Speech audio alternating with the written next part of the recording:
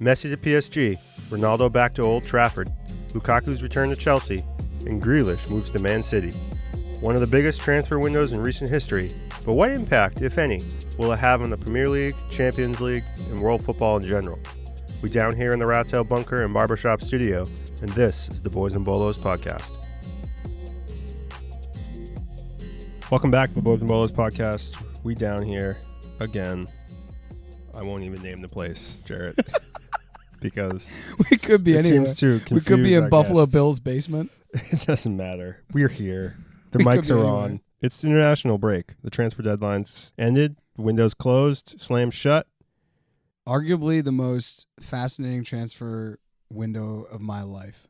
Summer transfer window of my life, I have to say. $1.1 billion spent in the Premier League alone. A lot of money flying around even during these COVID times. It's insane, too, because some high-ticket items that were sold at this auction, a.k.a. Lionel Messi, went on a free. Ramos, free. Yep. Wijnaldum, free. PSG basically got all these free players. They got playing in- Donnarumma on a free. Yep, Donnarumma. And they paid $50 million for 50, something like that, for Hakimi. That team basically plays in a farmers league. It's not even ranked in the top 10 leagues in the world. They're not in the top 10. No. I knew they weren't in the top 5 power ranking in Europe, but I did not know that they weren't in there's the top 10. like the Russian league is ahead of them. That's how bad they are. That's how bad the French league is. That's really bad. It's dark, dude. It's dark. You They're would playing in a think farmers league. that their UEFA ranking, And they didn't even win the league last year, so. Yeesh. you would think that their UEFA ranking would be pulled up by the fact they lost in a final and they lost in a semifinal. No, But but, not you can't even, bring the because- whole. Yeah, you can't League bring the up. whole league because honestly, the other teams in France, like Marseille did well or Lyon did well, like whatever, a couple years ago in the Champions League. But in Europa League, they do not do well. The Spanish just dominate the Europa League, Hmm. and the English kind of do decent in the Europa League. It's bad. The French league is really yeesh. It's for years just been kind of like a feeder to the Premier League, but it's not even that anymore. Nope. You see more players coming from the Italian league as a feeder now. That's true. That's true. It used to be, I mean, Chelsea got Drogba from there. We got Essien. Like, we've gotten Even- some ballers from there. Thierry even- Henry came out of there. Yep. I'm talking like, 20 years ago. That thing was just, it was hot. It was a hot league. You'd It's- go over there and pull out some Now talent. it's the Italian league and the Spanish league. Here's where you Yeah. test your metal and you move to the Premier League. What's a bigger transfer, Ronaldo or Messi? And I'm not Oh really my like defining gosh. that question, but like when I feel that question to you with not a lot of specificity, what's your feeling? I mean, for the optics, I think it's a much bigger deal that Messi left Barcelona and he's playing at a different club. I mean, it was such a big deal that the first game he played, he was subbed on like the 65th minute. After the game, the other team were taking pictures with him. I mean, Wait, what do you think about this? Because we watched ESPN FC and Craig Burley, I was watching it with Nodder, and Craig Burley was like, he and Frank LeBeouf were like, oh, that's so bad. You can't do that. You got to be professionals. And Nodder and I are like, this dude transcends all that bullshit, and he's a GOAT. He's one of the greatest of all time. For me, he's the greatest of all time. For other people, he's in top 2, top 3 conversation. So for me, I have zero problem with that. He literally has like increased the watching of the French league by like 10%. The fact that Piqué went out and bought the rights to the French league in Spain with his like holding company or whatever is incredible. And then all of this viewership is going up just because Messi moved. So anyways, all that's to say, I have no problem. Do you have a problem with that? I don't have a problem with it.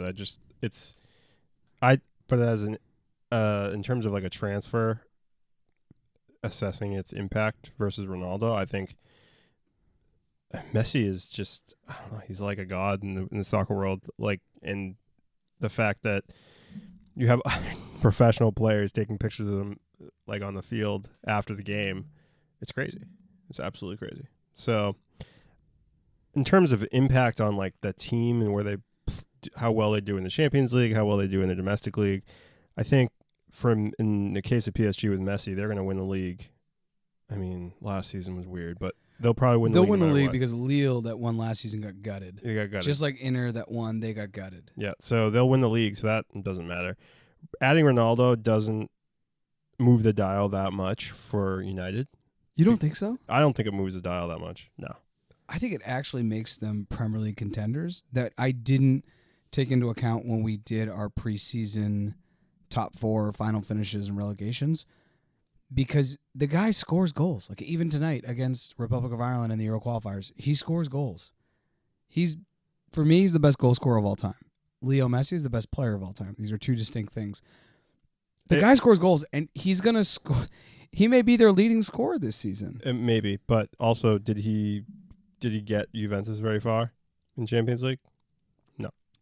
No, but did he get but them? that Juve team's not this Manchester United team. This Manchester United team needs a couple pieces, and I think he's one of them. He may be he's still 36. I also think that there's a problem. I don't know if it's a problem. I don't know if it's chemistry. I don't know what it is, but Bruno Fernandes is not the same player when he plays for Portugal than when he plays for United. And is it because Ronaldo's on the field? Is like there's some kind of creative issue going on the field when they're play together, but Fernandes did not look very good today. He never really looked very good in Worlds. No, not in the Worlds. In Euros. In Worlds. In Worlds. In the world. In the world of soccer. In the game of life. I meant international, but football's life. in the Euro tournament this summer. I mean, yeah, he didn't shine as bright as I thought other people did. It's not for me. I just don't know if United's like gonna be that much better. He's still 36. I know he scores goals, but he's not playing in Serie A. He's not playing in. He's not playing in the Spanish league. He's playing in the Premier League. How many goals? Wait until he gets his ankle crunched. How many goals do you think he'll score in the league? Can some Watford back? 12 in the league. Yeah. I was gonna say 10, but I think that's all they need. Yeah. To complement all the other firepower but I don't think that that they have doesn't going forward. But I think that's at the expense of other players. I don't think that's an additional 12 goals. You don't think so? No, I don't think that's. You think an he's taking 12. goals away from other Yes. players? Yes. I think he's. I think 100%. arguably, if not obviously, he's their best finisher the second he joins the team. I think Marcus Rashford's overrated. I think Anthony Martial should have been sold. I think Daniel James leaving is. Well, No, I don't think. United's I don't thing. think that's not my point. I think that Fernandes is going to score less goals. That's my point. I don't know if he does though. Because I think he does. I just think there's a problem between there's just something going on with. I just don't think it's going to be like a match made in heaven like some people think. I think it might be something I don't want to see as a Chelsea fan. I think it's going to be positive for the club overall, but I don't think it's going to be like a slam dunk. That's my point. Okay. I don't think it's going to be a disaster. Is what I'm trying to say. I don't think it's going to be just like a dumpster fire because he's there. Looking at the transfer window, and we'll go through players and we can talk about prices. What was the transfer that most shocked you? Without talking, we've already talked about Ronaldo, Messi. So what was the one that just kind of, whether it was the price or it was the player to the club or the club in the field or the coach, or which was the one that kind of, that was wild. I don't know if it was wild. It seemed like a really bad move. But Arsenal, all of Arsenal's moves were just so poor. Just Arsenal as a club making the decisions they made was really poor. I mean, Ben White was a really bad signing. He's a championship level center back, and they paid $50 million. Well, 50 million pounds for him, or whatever it was. He looked lost against Brentford. That's what it was. Bad, really bad, really bad. Not to say he's not a good player, just he's not worth 50 million pounds. Like, that's crazy. They brought back Odegaard, who... You were calling for that. You were excited about that. I was excited, but it's not like a game changer for them. He's a better midfielder than most of the other players on that team. Who else did they sign? Tomiyasu, once Spurs said they didn't want him. A right back. They got rid of Hector Bellerin, who I don't understand. It just doesn't make sense. I don't understand. Willian just left. He just left. He's like, terminate my contract. Willian did him a huge solid. He was on $200K a week. Just said, I really want to get out of here, and he went back to Corinthians in Brazil. I think he's gonna get paid $70K a week or something like that. Huge pay. Yeah, he took a 70% pay cut. 70%. So he's making, my math is okay. He's making $60K a week instead of $200K a week, which, I mean, tough life, right, Willian? I mean, $60K a week in Brazil is probably like making $500K a week in London. So neither here nor there. What's your pick? My pick was going to be between Willian just up and leaving that much money, and that's how toxic Arsenal is to be around for him mentally. Because, I mean, if you're going to make that much money, that's, I don't know. Clearly it's not about money for Willian, which I think is really great. And he clearly just wants to play the game and he loves the game. So that was kind of a shocker to me. The other shock to me was... No, the shock about that whole thing was that his agent and Arsenal told him that they were going to win the Champions League in 3 seasons or 3 years. And that's why he went to that project when they signed him. And he believed that. Because they signed him on the back of the win of just beating Chelsea in the FA Cup. And he really didn't play a role in that game. And he was like, I can definitely play on that Arsenal team. And they just beat the team I'm on. And they're going to pay me more. And they're going to give me a 3-year contract instead of Chelsea trying to give me a 2-year contract. It was a no-brainer for him. But I was like, dude, just like Sun Tzu Art of War, you don't do something your enemy won't do. We wouldn't sign him. Why would you do it? Spurs wouldn't sign Tomiyasu. Why would you do it? I just don't know what's going on. For me, the most shocking thing was, and I said we didn't want to talk about Messi, but historically you're going to look back and be like, they let him go? They didn't clear out. They didn't just like send dudes packing and figure out how to make money. They didn't sell half the stadium. All the board didn't resign to keep this guy. Like this whole more than a club thing is their whole vibe over there. That's not about one person, which, okay, sure. This guy literally is your entire club. Yeah. And now you're giving the number 10 jersey, which I think they should have waited a season. Now they're giving that 10 jersey to Ansu Fati, which I think is cool. I think he has a lot of potential. But also, he's a guy who's kind of struggled to make it in the first team, and way to put all the fucking pressure on the planet than to give him that number. Yep. With Messi alive. It's not like Messi like died in a plane crash or something. We're like, oh yeah, we've got to pass on to Ansu because they were like friends, and he's like, also came up in the Messia. It's been a week. It's been a week, my G. Like mourn, cried, light some friggin' Palo Santo. Light one up. The best part is they could have let him go. They could have got like a huge transfer fee last season. They could have got a huge transfer fee, and it would have solved so many of their problems. Yeah. It's like, okay, we're in $1 billion of debt. We could sell this guy for probably, I don't even know, $500 million to Man City. Maybe they pay it. Maybe he plays on Man City.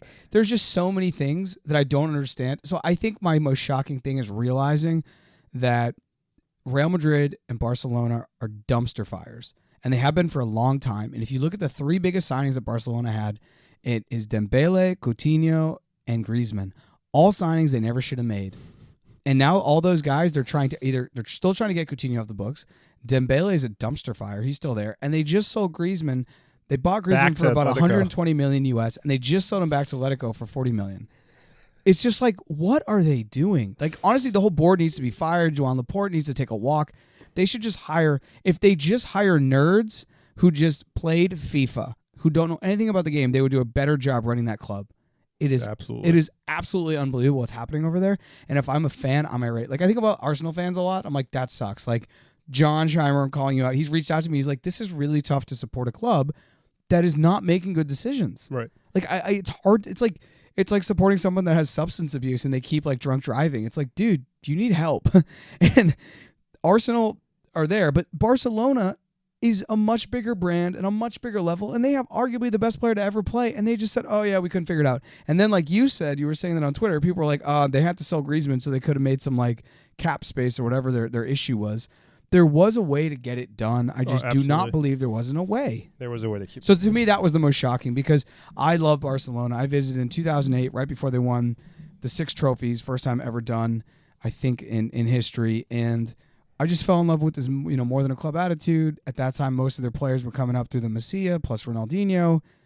And then to see this now, it's just like they've made so many bad decisions for the past half decade. Basically, they won the Champions League in 2015, and since then, not really many good things have happened. And I know we're a Premier League club podcast, so let's put back and focus. I think one of the shock signings to me was Ben White. I do not know why Arsenal paid that much money for this guy who really hasn't moved the needle. We talked about it last one. If you're going to spend that much money, it has to be a proven product. They've been gambling too much. They brought in way too many guys onto that team, paid them way too much, and I don't think they've ever, they should have gone after Vestergaard. That's what Leicester did. Yep. Leicester run better. They're like, okay, this guy can hold it down the back. We'll bring him in. They could have even gone after Zuma and tried to bring him in, but West Ham's run better currently, and West Ham picked him up. There were other options that they could have went after a lot of better. They could have went after Romero. They could have go out. I think they probably could have gone after Varane and pushed a little more and said we're going to pay him more. I think Varane's already won everything. He's getting older. He's almost 30. You just put him in the back. He's class. Yeah, there's to pick up a guy who was on a team that let in a shitload of goals. Like, we're talking like a shitload of goals on Brighton. This isn't like a sound defense. We're not talking about like a Burnley level defense. We're talking about like a team that let in a lot of goals, a sieve. He was named to the England team for Euros. Like, but that was only because who got somebody hurt? Else got hurt. Somebody got sick or hurt.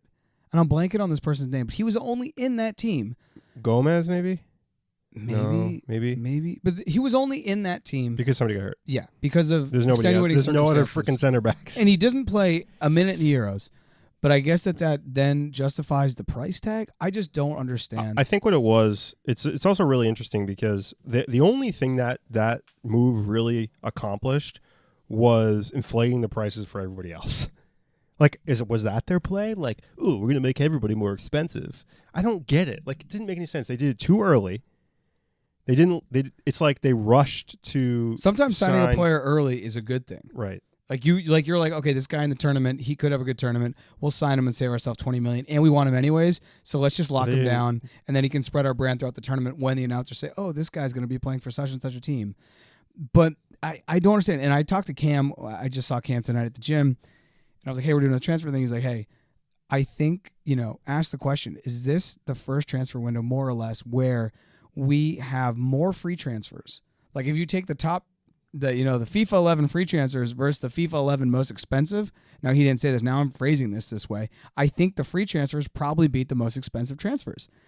And all that shows to me is that there are a lot of clubs out there that are desperate and they're trying to buy their way to the top. And I think you need money to win tournaments and to win trophies, but you also need some semblance of a strategy. Otherwise, you are going to spend money where you shouldn't. Yeah, at the very least, there needs to be some discretion when it comes to spending, at least in the sense that money in, money out, right? So, like the way Liverpool's run by the Fenway Sports Group, it's an example of spending a lot of money, and then now they're coasting with those players a little bit, and they're not bringing in a lot of pieces, right? And so they're being criticized, but arguably they still have a pretty strong squad with backups, still from that 18-19 season where they spent like 150 million or whatever, 175 million. But they've added pieces. They got really decimated last year with injury, but with players coming back, now they may be a little weak up top with Firmino hurt. They may be a little weak in the midfield with Wijnaldum hurt, but I mean with Wijnaldum gone. But that team, they've got a strategy. They've got a good coach. They got like a very good vision of like where they want to be. And maybe it's not winning the league this year, but it's challenging, obviously, for a top 4 spot, doing well in the Champions League. It doesn't seem like some of these teams really have a strategy in that sense. They want to splash cash, get a big player, and think that that player's going to bang in 20 goals. I don't know if teams have a long-term game. You know what I mean? I often think about this because I think in U.S. sports, at least the story in my head and some of the stuff I read, for example, focusing on the Boston Celtics, years ago when they sold off, and now we're talking a little bit about basketball, but they sold off Paul Pierce, Ray Allen, and Kevin Garnett. They gave up a bunch of stuff, and they basically said, you know what, for a couple of years we're going to be dog shit, but then we're going to get really competitive in about 2017, 2018, and it totally worked out. I don't feel like that's the way you can do it in European soccer because of the relegation and the promotion system. If you are the worst team, you go down. You don't get the best pick. And so it's harder to plan out long term. And so I think it's more of a gamble, and you're trying to have short-term wins rather than being in a long-term investor like you're saying, something like Liverpool did that said, yeah, we're going to get a bunch of pieces, and then we're going to just try to maintain that moving forward rather than just try to throw money like Arsenal. They threw a lot of money this transfer season, and I think they may finish higher than 8th. They may actually do worse than they did last year when they didn't spend this much money. I mean, arguably they let a bunch of players go that some of their outgoing transfers, like Bellerin, like who else left that club? Willian, David Luiz. I mean, as much as you make fun of him, he was a player on that team last year. All these players are not. I mean, it doesn't seem like when they lose a player, when they're not getting anything that's filling it. I mean, like Odegaard's good. I mean, Smith Rowe, he's developing. Aubameyang may knock in a few goals. Lacazette's hurt. I don't think they're going to get relegated, but they might finish 12th.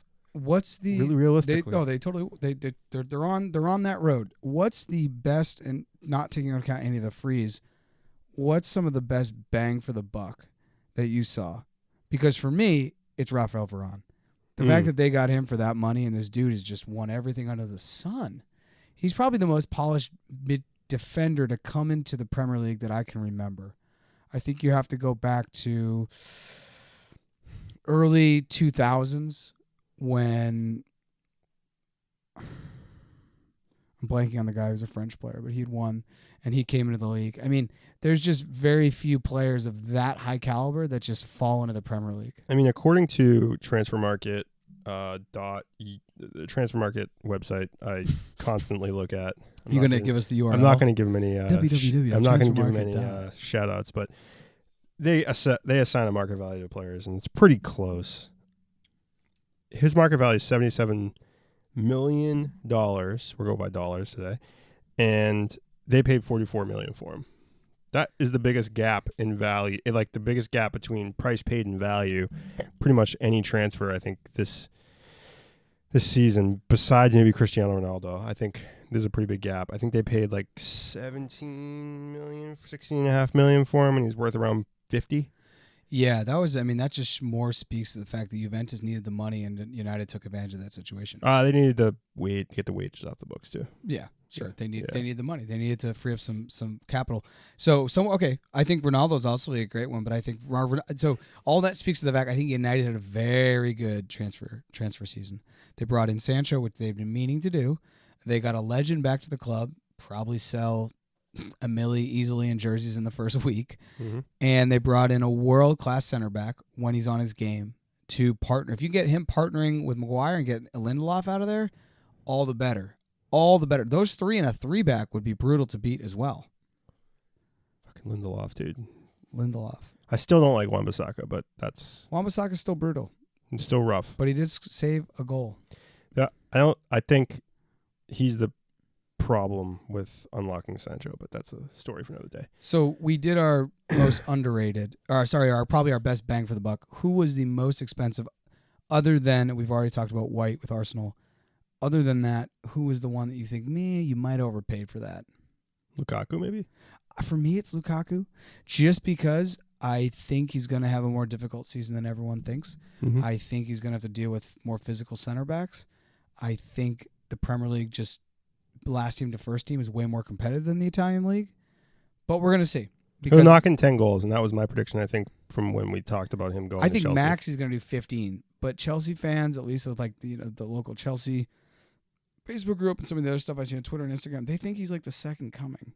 They think he's like this god. Now, I want to say, and if Notter's listening to this, I have not watched the Italian league as intently as other people.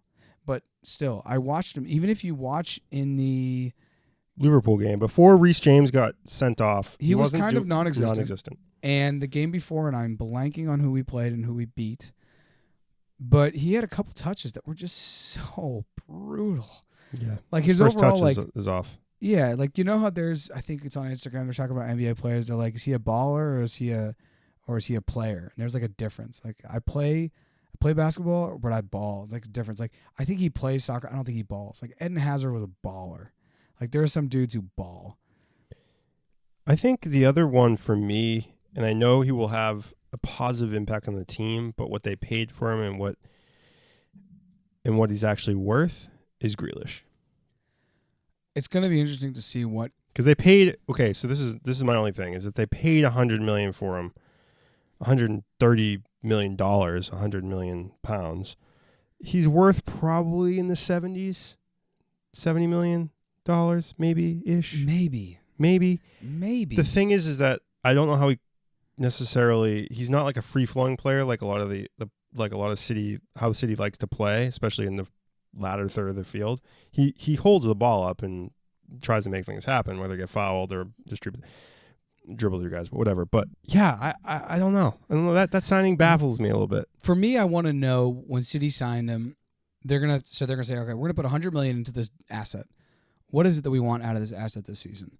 Aside from the team to win, like to help win trophies, but like they must know with their stats and the simulations they've run, they're saying we can get this many goals, this many assists, this many take-ons, this many free kicks in the final third because the guy gets fouled. There's like this a chances created. There's like that stat. This many chances created in the final third, like, through balls or whatever. So they clearly felt like he was worth the splash. But I want to know. I'm just dying to know what it is. I think when the first City game I was watching, or maybe it was the Leicester and the Community Shield, an announcer was saying they really liked the fact that he gets so fouled so far up the field because they are a good team relative to other teams on set pieces. And it's just like, wow, this guy draws 25 fouls a year in the final third. Okay, well, we score in the final third 1 out of every 4. So automatically we think he's worth six goals. Something like that. Like I want to know the equation because I agree with you. I think there's a lot of pressure on Grealish. I think there's a lot of pressure on Romelu Lukaku for the prices that they garnished this transfer. And I think there's like zero pressure on Ronaldo, which is why I think he's just absolutely going to flourish. He has to do nothing at that team. Nothing. Like, he's a legend. He's a living legend. That's true.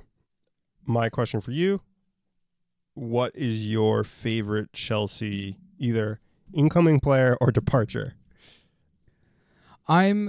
Don't really know much about Saul, the guy we signed today. Nuguez? Yeah, Nuguez? I don't really know much about him. I've spoken enough about Romelu Lukaku, and every time I talk shitty about a Chelsea's player, they do well. #Jorginho. I was really happy to see Tommy spread his wings and go because he'd been around Chelsea since he was a little kid. Chelsea gave him some time under Frank. He had a good season. He scored about 10 goals in the league, maybe some other goals in other competitions.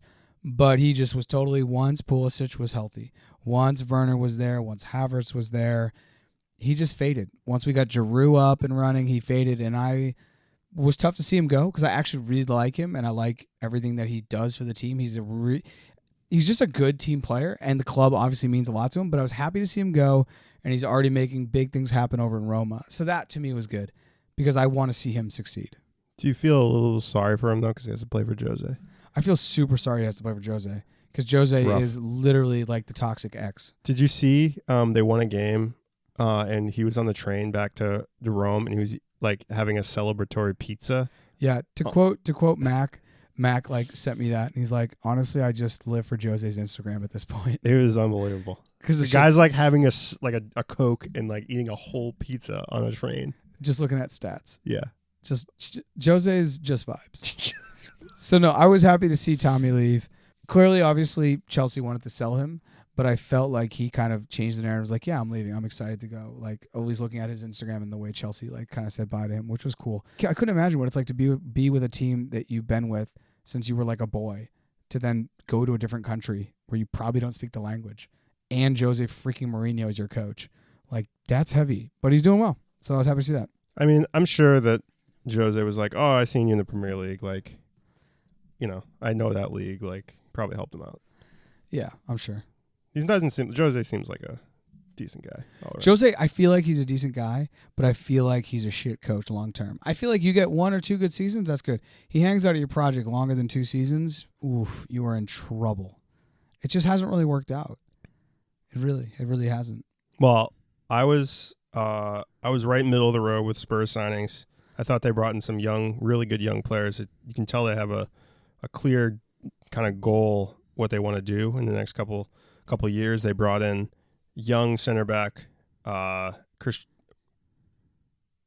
they bring in? They brought in Christian Romero, which was a great signing. Really solid center back. Once he gets fully healthy, he's a little bit of a knock, I think. You've got Emerson Royale from Barcelona, which is a hilarious. That whole transfer is just hilarious because they didn't want to get rid of him. Spurs were like, "We'll take him for 30," and they're like, "Okay, that's cool, thanks." That was just the most ridiculous thing. Joan Laporte's like, yeah, they bought him 28 days ago. Basically, they just put a reserve ticket on him. They basically bought a nice piece of Bitcoin and went up and they sold. And they're like, yeah, we're not going to let him go for minimally 300. We want him at Barcelona for the long term, more than a club. Spurs come knocking. They're like, we'll give you 90% sale deal on him. You cool? We'll give you 1/10 of what you think you want. We'll give it to you right now, though. They're like, okay, sold. It's unbelievable. He is a very, very, very solid right back. Played for Real Betis last year on loan. Started 24 games. Checked all the stats on him. Watched the highlight reel. Very, very solid. Better than Tanganga. He's a super solid guy. Another guy I thought Spurs were looking at was Sabitzer, and we're going to talk about Bundesliga for a second. Oh, yeah. He went to Bayern for 14.3 million. I mean, that is one of the greatest deals this transfer season. Why are Bundesliga clubs just giving players to Bayern? Germans are just too nice, I guess. They're like, Red Bull Leipzig's like, you know what? We're in the Champions League. You can have our 2 best players. Here you go. Here you go.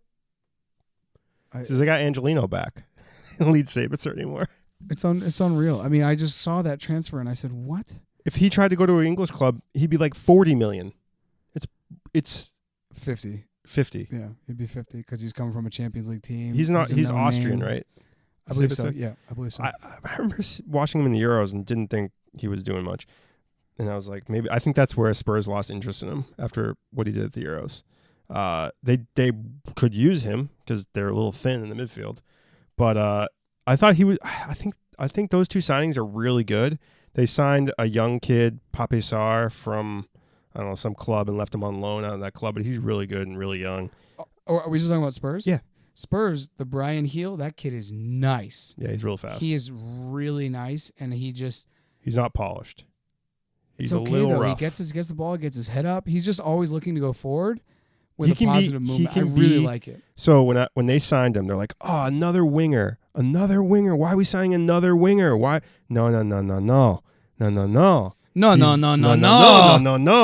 He is going to be a number 10. He's going to be your number 10. And maybe not this season he's got to be your number 10, but next season he will be your number 10. And that's why they didn't sign a number 10.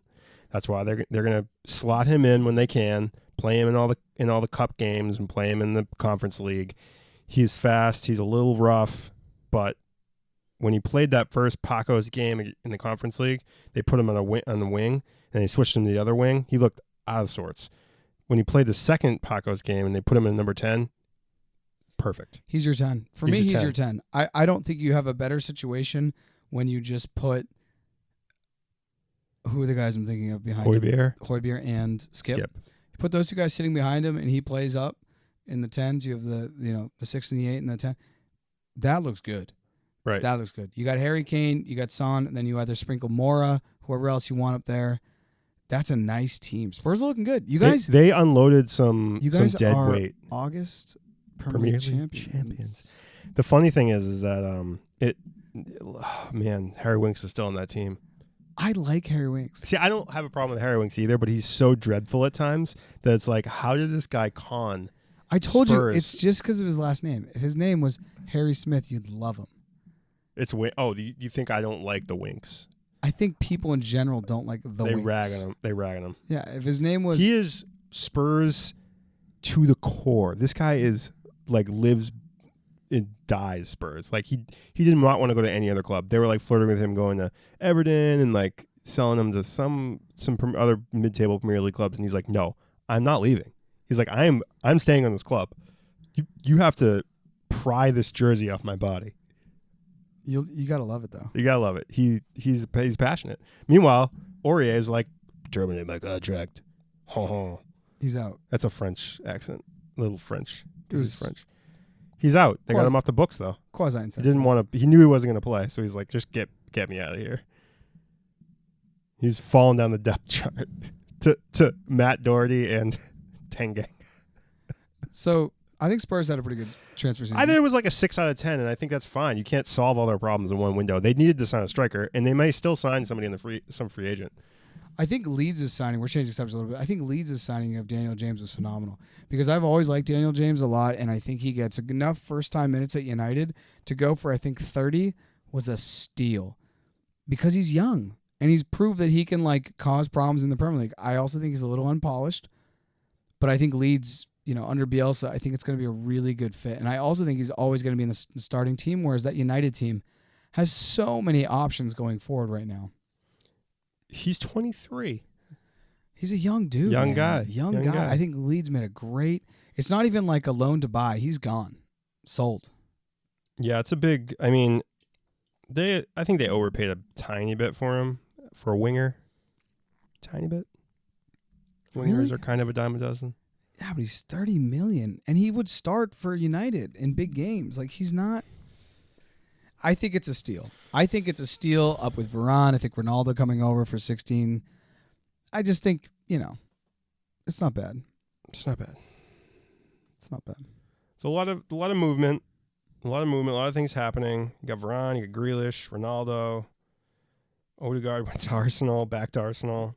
Lukaku, Kurt Zuma's at West Ham, which is kind of weird. Yeah, they signed Vlasic too from CSKA Moscow, which he scored 20-ish goals in that league last year. I don't know how that translates, but West Ham, they're making moves, shoring up the defense ish. I don't know how Zuma's going to play, and he can head in the goal. He's good for that, set pieces. One of the transfers we haven't talked about is Jadon Sancho, and what do you think? Like, what? Once again, what does success look like for him this season?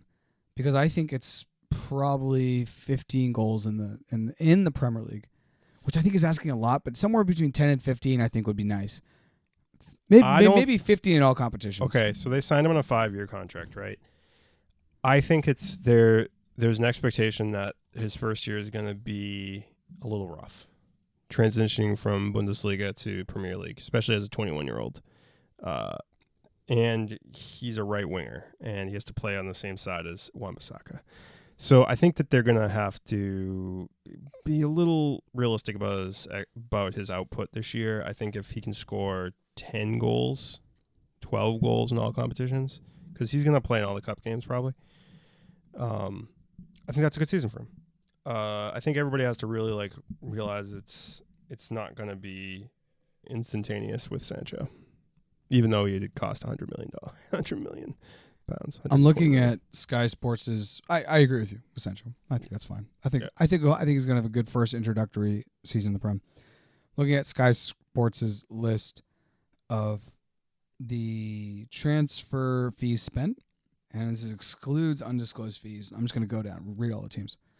It goes Arsenal, Man United, Man City, Chelsea, Aston Villa with 93.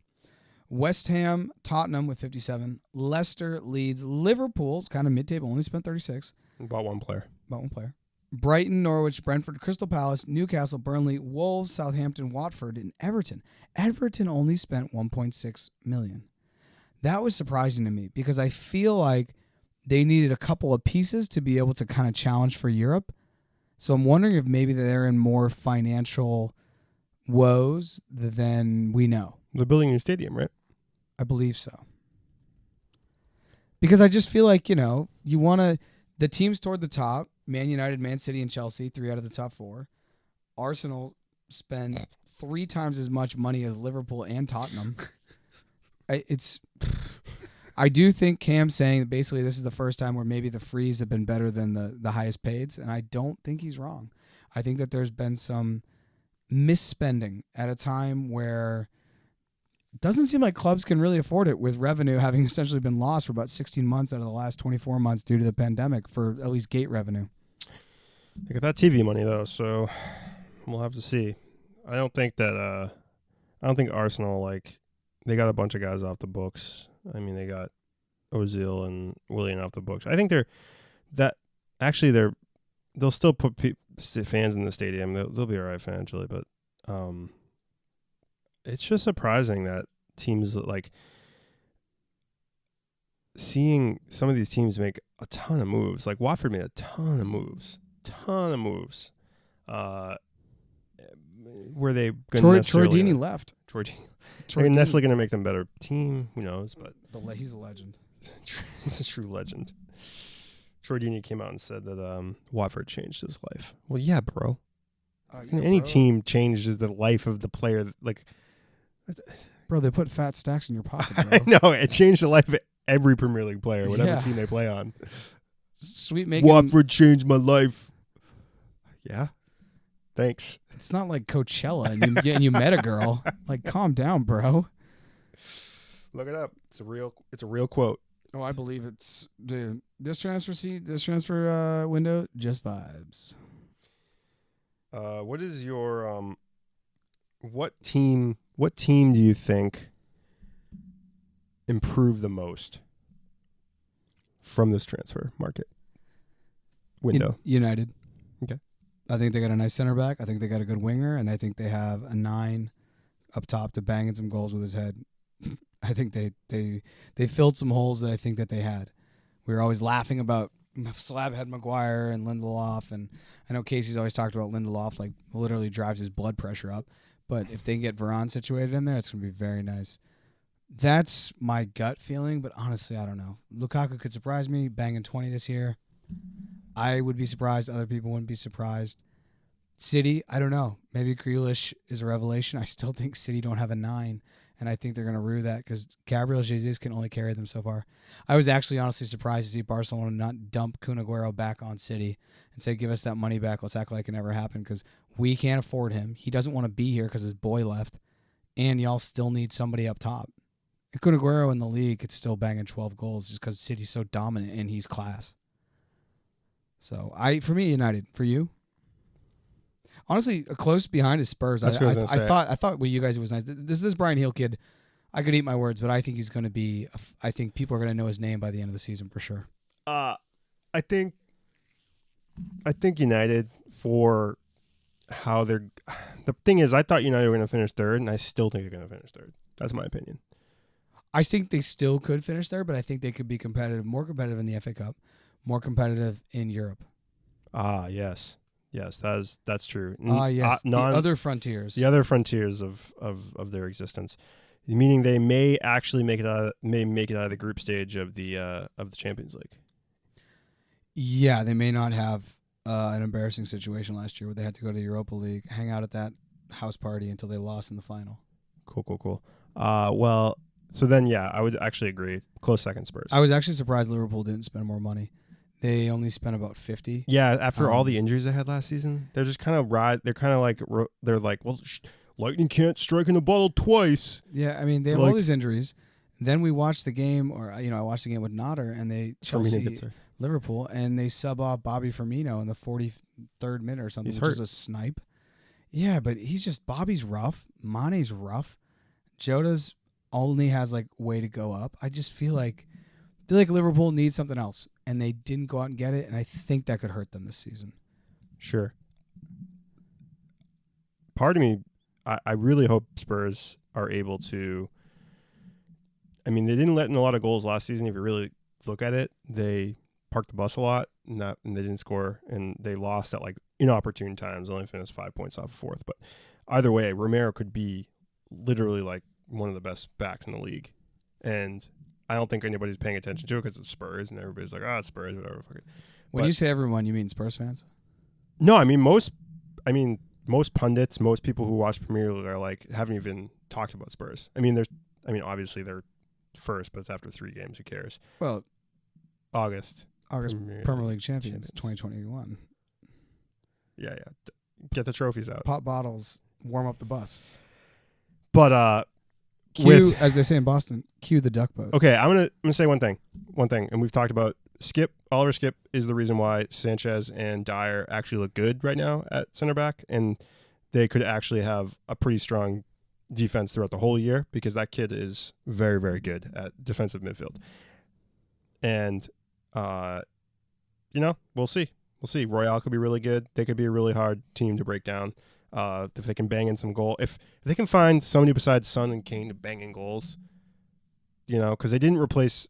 I mean, Bale did score 16 goals in all competitions, last season. Vinicius scored 8 or something. You have to have other guys that score goals besides Son and Kane because you're not going to play every game. You got Lucas Moura, you got Lo Celso, you got what was the other guy who I like? Bergwijn. You got Bergwijn. Bergwijn needs to step up and carry his goddamn weight. He's one of the biggest signings y'all have ever spent cash on. Yep, he needs to score some goals. Anyway, we won't talk about Spurs, but I think low-key second biggest improvement. Yeah. So you agree with United? You think United? Yeah. And I mean, I brag. I don't think Cristiano Ronaldo is the second coming, but I think he does improve their offensive capabilities. I think United's midfield is still where they have a lot of issues. because Bruno Fernandes is wonderful, but like McTominay, he's an okay player. He's hurt too. You got Fred. The fact that Fred is going to be giving the ball to Ronaldo is like, what planet are we on?